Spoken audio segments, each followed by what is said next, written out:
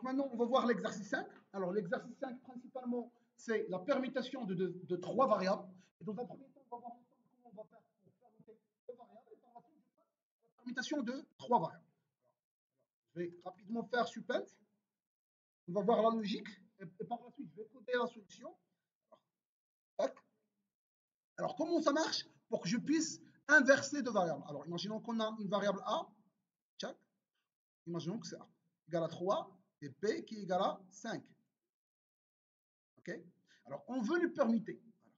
Pour pouvoir permuter la valeur A ou B, alors permuter, ça veut dire quoi? Ça veut dire en fin de compte, je dois avoir A égale à 5 et B égale à 3. C'est ça la permutation. C'est ça le résultat de permutation. Okay? Donc, je vais permuter les 2 variables. Okay?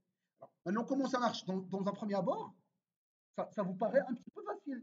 Il suffit de faire A égale à B et B égale à 1. Et c'est facile. Et la permutation va être réalisée. Alors que ce n'est pas correct. Pas correct.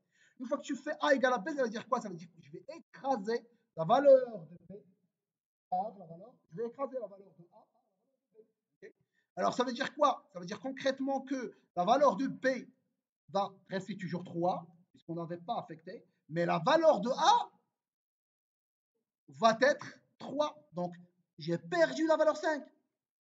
Je ne peux même pas continuer. Okay? Ça ne va pas résoudre le problème. Okay? Donc, la solution, c'est avant d'écraser la valeur de A, à savoir la valeur 5, il faut le stocker dans une variable qui est une variable C. Et par la suite, je peux faire affectation de la variable. Ça veut dire concrètement comment je vais faire. Je vais introduire une variable C. Alors, tac, int C, point virgule. Alors, je vais faire C égale à A. Maintenant, le A a été stocké dans C. Maintenant, je peux le craser. Donc, A égale à B. Donc, je viens de craser la valeur de A par la valeur de B. Et maintenant, je peux avoir la valeur de B égale à quoi? Égale à l'ancienne valeur de A, qui est quoi? Qui est C. Parce que la valeur A a été stockée dans C. Donc, maintenant, je peux récupérer la valeur. Je peux affecter la valeur de A et la valeur de A a été stockée dans C. Alors, si on veut suivre un petit peu le débugage, comment ça marche? Donc, C égale à A, ça veut dire que A, c'est 3, ce qui a été déjà, et le B, c'est 5, ça n'a été pas affecté, mais le C devient quoi? Alors, je vais le faire rapidement. Donc, int C, int A égale à 3, virgule B égale à 5, virgule C et point virgule. Alors, C égale à A, point virgule, A égale à B, point virgule, B égale à C, point virgule. Alors, à ce moment-là, C égale à A, ça veut dire que A, elle est toujours 3, B égale à 5, mais le C, ça devient le A, ça veut dire 3. Ça veut dire le 3, effectivement. Alors maintenant, B égale à A, ça veut dire que je vais écraser la valeur de A. Par quelle valeur? Par la valeur de B. Ça veut dire A égale à 3 toujours, et le B, ça devient, bon, le A, ça devient quoi? C'est 5, effectivement, je viens de l'écraser, mais le B, ça reste toujours intact, c'est le 5, et le C égale à 3. C'est vrai que ça rejoint le premier cas de figure, ça veut dire le 5,5, ok, 5,5, mais la valeur de A était déjà stockée dans le C. Le 3, elle est toujours là. Okay. Donc maintenant, ce que je peux faire, c'est le C égale à le B. Maintenant, je peux écraser. Ça veut dire le A reste intact, mais le B va être écrasé par C, à savoir 3. Et le C, ça devient 3. Donc en fin de compte, j'ai commencé par 3,5 et j'avais fini par 5,3. Donc effectivement, j'arrive à faire la termination.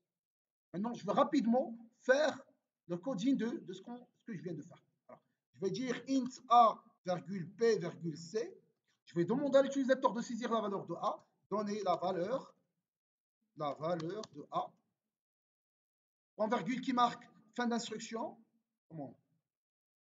Et par la suite, alors, je vais faire CTRL-T. Non, ça ne marche pas, CTRL-T. Alors, tac. Alors, par la suite, je vais faire un scanf, effectivement. CTRL-Z. Scanf. Et je dois stocker la valeur saisie par l'utilisateur dans la variable A. Donc, alors, par la suite, je vais faire la même chose avec B. Donc, printf, donner la valeur de B, et je vais stocker dans. Et par la suite, je vais effectuer mon programme. Alors, mon programme, qu'est-ce qu'il fait? C égale à B. Alors, je rappelle, s'il vous plaît, ce qu'on a déjà vu, c'est que je dois avoir ici, c'est A, ça doit être A. Ça veut dire quoi alors? Je vais l'écrire avec Paint. Donc C égale à A. Maintenant, je peux écraser A par la valeur de B. Et B égale à C. Mais ce n'est pas à chaque fois que je vais réfléchir. Ce n'est pas correct. Donc l'essentiel, c'est AA ici, BB. Au fin de compte, je vais avoir le C en dernier.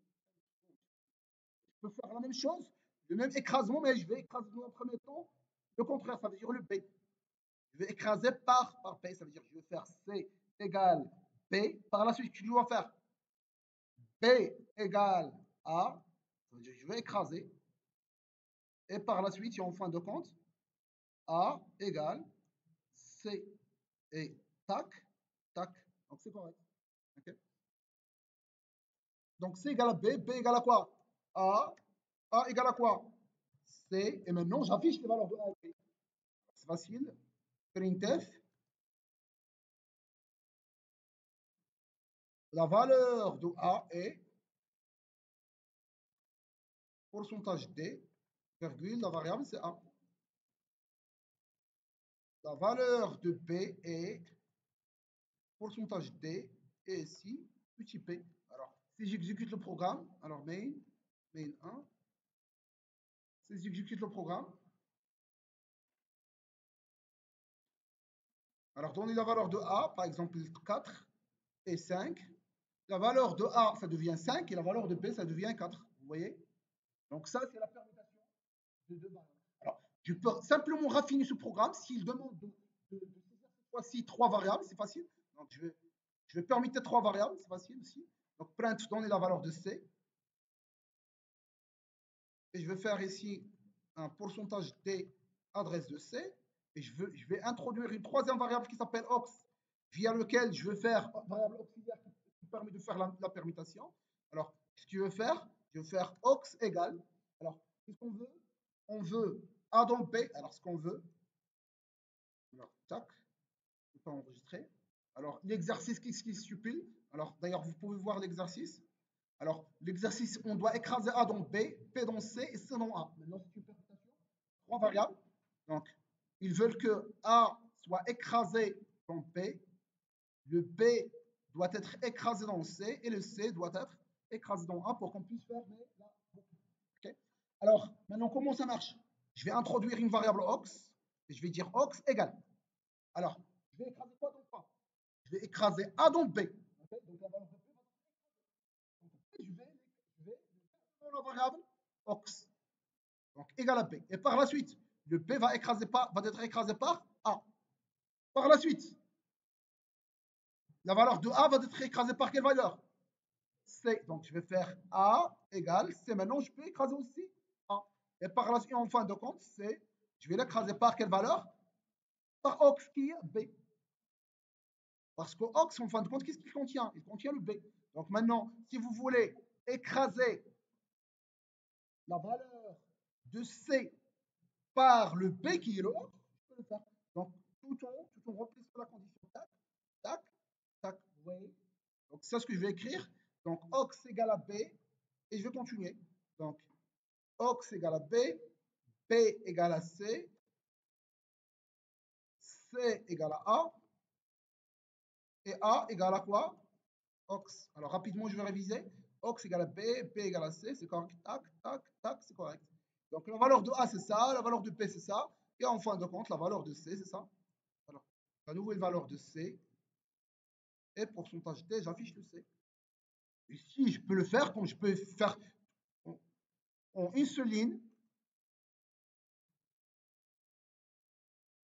La valeur de A est pourcentage D, virgule B est pourcentage D et C est pourcentage D.